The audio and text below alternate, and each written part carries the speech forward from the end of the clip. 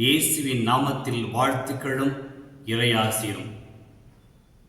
இன்று செப்டம்பர் மாதம் 28ஆம் தேதி 2025 பொது காலத்தின் 26ஆம் ஞாயிறு.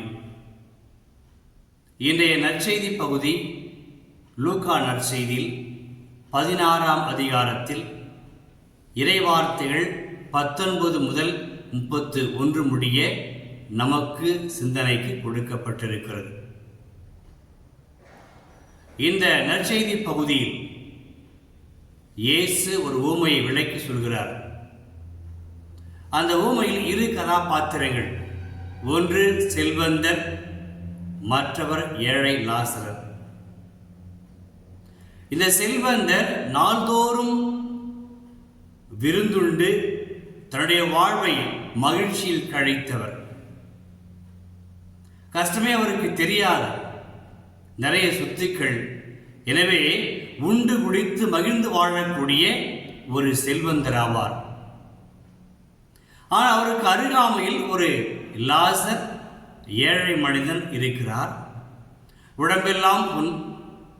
அந்த லாசர் எதிர்பார்ப்பது இந்த செல்வந்தரின் மேசிலிருந்து விழுகிற சிறு துண்டுகளையாக எடுத்து சாப்பிட்டு தன்னுடைய வயிற்றை நிறைத்துக் கொள்ளலாம் என்று வாழக்கூடிய ஒரு எளிய ஏழை மனிதர் லாசர். அப்ப இந்த செல்வந்தருக்கும் ஏழைக்கும் இடையே பெரிய ஒரு இடைவெளி இருப்பதை பார்க்கிறோம். செல்வந்தர் தன்னுடைய வாழ்வில் விதவிதமான இனிப்பான சுவையான பல வகையான உணவுகளை உட்கொண்டு வாழ்வை நன்றாக அனுபவிக்கக்கூடியவர். ஆனால் இந்த செல்வந்தருக்கு அந்த ஏழையை பார்க்க வேண்டும் என்ற ஒரு எண்ணம் வந்தது கிடையாது. அந்த ஏழையின் பக்கம் அவர் திரும்பி பார்த்தது கிடையாது. தனக்கு அருகில் ஒரு ஏழை இருக்கிறானே, துயரப்படுகிறானே, வருந்துகிறானே, பட்டினியால் கிடக்கிறானே என்று சொல்லி கூட எண்ணுவதற்கு கூட இந்த செல்வந்தருக்கு நேரம் கிடையாது. அவருடைய மொத்த நேரத்தையும் தன்னுடைய மகிழ்ச்சிக்காக செலவழிக்கிறார். இந்த மனிதர் அந்த தன்னுடைய சுவைக்காக, விதவிதமான செய்து துடிக்கின்ற அந்த சுவைக்காக வாழுகின்ற அந்த செல்வன் மனதளவில் பாழநிலமாக வாழ்ந்து வருகிறார். மனமோ வறண்டு கிடக்கிறது.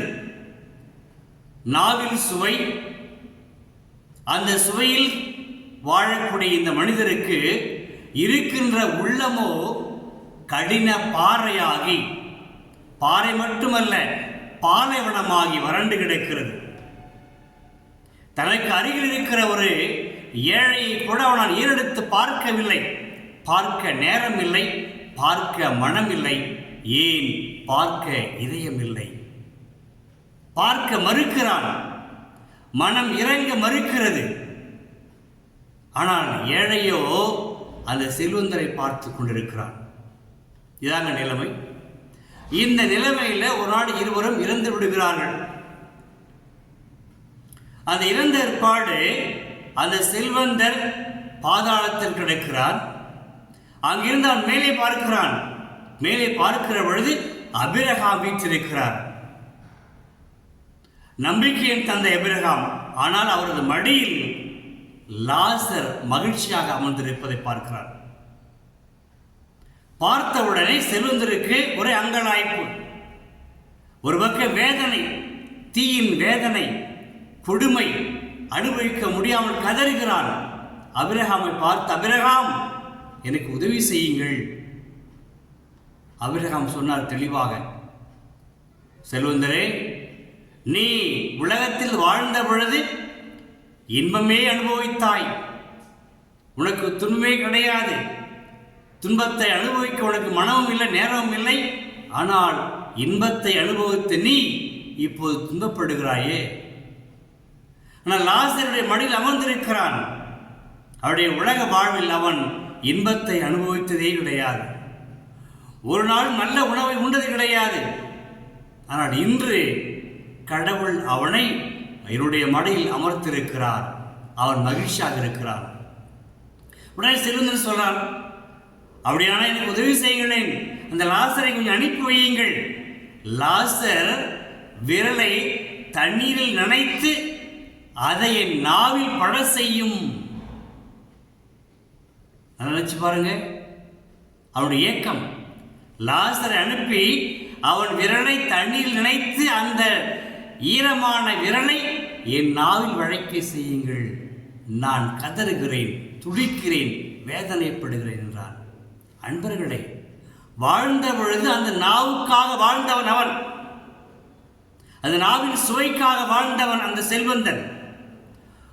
நாக்கின் சுவை மட்டுமே போதுமென்று வாழ்ந்தவன் செல்வந்தன், மற்ற எதையுமே கணக்கில் கொள்ளவில்லையே. ஆனால் இன்று அவன் நா வறண்டு கிடக்கிறது, துடிக்கிறான், கதறுகிறான். ஆனால் லாசரின் நாவோ இந்த உலகத்தில் வாழ்ந்த பொழுது வறண்டு கிடந்தது. தண்ணீர் கொடுக்க ஆள் இல்லை, உணவு கொடுக்க ஆள் இல்லை. அந்த கீழே விழுந்த சிறிய துண்டுகளை வைத்துத்தான் அவன் நாவை நினைத்து உயிர் வாழ்ந்தான். எனவே இன்று லாசர் இன்புற்றிருக்கிறான், லாசர் செழிப்பாக இருக்கிறான். ஆனால் இவனோ நா வறண்டு இப்போது தவித்துக் கொண்டிருக்கிறான். இரண்டாவது, இந்த அபிரகாமுக்கும் இந்த செல்வந்தருக்கும் இடையே இப்பொழுது மிக நீண்ட தூரம் இருக்கிறது.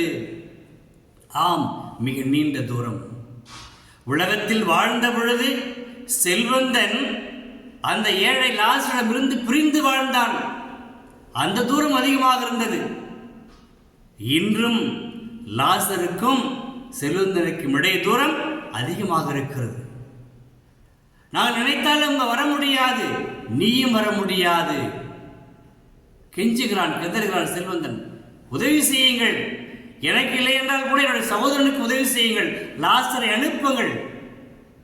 லாசர் அங்கதானே படுத்து கிடந்தான், பல மாதங்களாக, பல ஆண்டுகளாக. உனக்கு கண்ணில்லையே, உனக்கு இதயம் இல்லையே நீ வாழ்ந்த பொழுது. இன்று லாசர் போய் சொன்னால் கூட அவர்கள் நம்ப மாட்டார்கள். அன்பர்களே, இதயம் கனிந்த மக்களாக, ஈரம் கொண்ட மக்களாக, நெஞ்சு ஈரம் படைத்த மக்களாக வாழ இன்றைய நற்செய்தி நமக்கு அழைப்பு விடுக்கிறது. வாழுகின்ற உலகத்தில் நாம் செல்வமாக வாழ்ந்தாலும் செழிப்புமாக வாழ்ந்தாலும் நெஞ்சில் ஈரம் வேண்டும், நெஞ்சில் இரக்கம் வேண்டும், நெஞ்சில் பணிவு வேண்டும், நெஞ்சில் பிறருக்கு உதவி செய்ய வேண்டும். தேவைப்படுகின்ற ஏழைகளுக்கு, வறியோருக்கு நாம் கொடுத்து உதவ வேண்டும். நம் நாக்கின் சுவை மட்டும் பத்தாது, அது மட்டும் வாழ்க்கை கிடையாது. அதைவிட மற்றும் மேலான வாழ்க்கை இருக்கிறது. அந்த மேலான வாழ்க்கை அடைய வேண்டும் என்றால் இன்றைய காலகட்டத்தில் நாம் பகிர்ந்துண்டு வாழ பழகிக்கொள்ள வேண்டும். குறிப்பாக ஏழைகளுக்கு மனம் இறங்குங்கள், அவர்களை உற்று நோக்குங்கள், வறியோருக்கு உதவிடுங்கள். உங்கள் ஈரங்களில், உங்கள் இதயங்களில் ஈரம் இருக்கட்டும். எப்படிப்பட்ட ஈரம்? கனிவுள்ள, இரக்கமுள்ள, பிறருக்கு உதவி செய்கின்ற இந்த ஈரம் வேண்டும். இந்த ஈரம் இருந்தால்தான் இயேசுவின் பண்புகள் அங்கு இருக்கும். இயேசுவின் பண்புகள் இருந்தால் அங்கு உறவுகள் இருக்கும். நாம் பிறரையும் உற்று பார்ப்போம் கனிவோடு, பிறருக்கும் உதவி செய்வோம். நம் இதயம் சொல்லும், நீ கொஞ்சம் உதவி செய் என்று சொல்லும். எனவே நம்முடைய உள்ளங்கள் இந்த வாழுகின்ற பொழுது பாலை நிலங்களாக மாறிவிட வேண்டாம், பாறை நிலங்களாக மாறிவிட வேண்டாம். பாறை நிலமாக இருந்தாலும், பாலை நிலமாக இருந்தாலும் அது பிறருக்கு வாழ்க்கையை கொடுக்காது. கனிவுள்ள, இரக்கமுள்ள, இதயம் கொண்ட மனிதர்களாக வாழுங்கள், மனிதர்களாக வாழுங்கள். அதுவே நீங்களுடைய சீடர்கள் என்பதை உலகம் புரிந்து கொள்ளும் என்பதை இயேசு நமக்கு விளக்கி சொல்கிறார். ஜெபிப்போமா? அன்பு இயேசுவே, உம்மை வாழ்த்துகிறோம், போற்றுகிறோம், ஆராதிக்கிறோம். செல்வந்தன் வாழ்வில் நாவில் சுவை இருந்தது, இதயமோ வறண்டு கிடந்தது. நாவில் சுவை இருந்தது, அவனுடைய இதயமோ பாலைவனமாக இருந்தது. அவன் லாசருக்கு உதவி செய்ய மனமில்லாமல் வாழ்ந்தான். இயேசுவே, எங்களுக்கு உமது அருளாசிரை தாரும், உமது ஞானத்தை தாரும்.